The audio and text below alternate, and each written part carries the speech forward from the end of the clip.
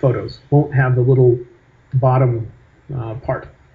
So once I've looked at that and I know, I'm going to close it. And then at the bottom, I can navigate. Maybe I move this so the United States are centered. I hit the plus sign on here to zoom in. And I can see that I already have some photos that have their locations. They happen to be in California. So if I come over here, I can mouse over this, and I can see one of those photographs. If I come up here, this looks to me to be the Alabama Hills in California. That's where you have some arches. And I can cycle through them in here to see the various images that were shot there. There's some more images shot in this area. These are those horses on the beach that we worked with before, and they have location attached to it. Well, the other photos I have in this photo were shot in the same general location as these horses running. So I'm going to zoom up on that by centering it on my screen and then hitting the plus sign at the bottom of my screen to zoom up further and further.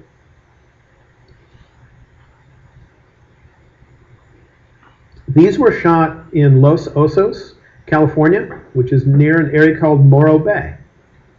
And that is very close to San Luis Obispo, which is right there. All right.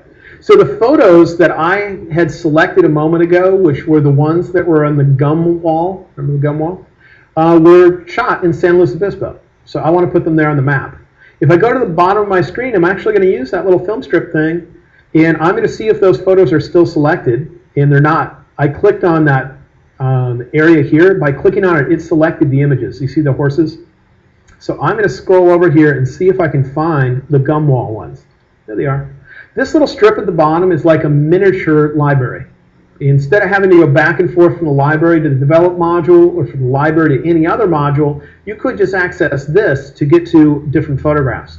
I'll click on the first image, I'll hold shift, and I'll click on the last of the ones that were at the gum wall, and I'm just going to drag them onto my screen up where the map is and dump them right here on San Luis. And it's going to ask me if I want to enable reverse geocoding. That's where it can actually look up addresses and other things from me dragging it. I'll say enable. Okay. And now it's placed those images there. When I look at the thumbnails, either in the library or in the film strip, you will see that they now have an icon on top of them that looks like a little kind of pin, and that means they contain GPS data. Now, I can do this for other images. I'm going to come in here and change this different view of the map. Right now we're in hybrid view, which is a satellite view with roads overlaid on it.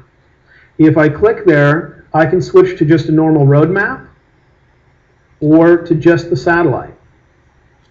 I'm going to go to the road map because I think it'll be a little bit easier for me to remember where certain things were. And I'm going to zoom up in another area. So I believe that this building that I shot in this shot here, 1, 2, 3, 4, 5, 6, 7 shots, I'll select all 7, was taken near where this highway comes down and hits the town.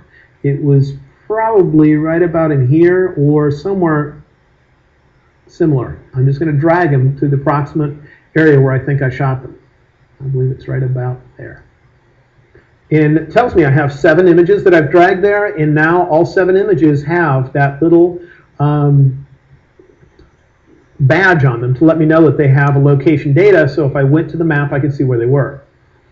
I might then go to the satellite view, because one feature in Morro Bay is the Morro Bay rock, and it's easier to locate where it is if you're seeing a satellite view of it, so I can actually see it. It's this huge rock. And here is a picture. Let's see, I have to go back to the library, I guess, of sunrise at the Morro Bay area, which was taken near that rock. And this is a huge stitched panorama. Let me see if we can find a bird in here. Hold on, he's somewhere over here. Oh, it's not letting me zoom to 100%. I must have scaled this one down. But this is usually a massive panorama where I can zoom up and a speck in here would be a bird flying.